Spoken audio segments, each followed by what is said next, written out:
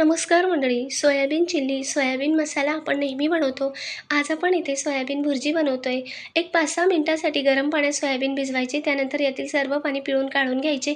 वेळ असेल तर 10-12 मिनिटांसाठी सोयाबीन थंड पाण्यातही भिजवू शकता.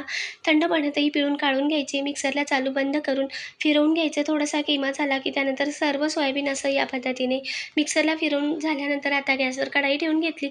जिरे, लसणाची चांगली चरचरीत फोडणी झाल्यावर कांदा, टोमॅटो, कापलेली हिरवी मिरची घालायची.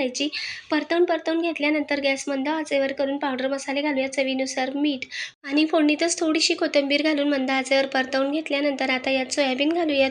गॅस पुन्हा मध्यम आचेवर करून चांगलं परतवून घेऊयात. आता गॅस मात्र मंद आचेवर करून काही सेकंदांसाठी झाकण ठेवून वाफ काढून घेऊयात आणि पुन्हा एकदा मिक्स करून घेऊयात. वरून चिरलेली कोथिंबीर घालूया. डिटेल व्हिडिओ पाहण्यासाठी खाली दिलेल्या टायटलवरच्या त्रिकोणावर क्लिक करा. डिटेल व्हिडिओ नक्की बघा. चॅनलला लाईक, शेअर, सबस्क्राईब करा. कमेंटद्वारे सांगा. धन्यवाद.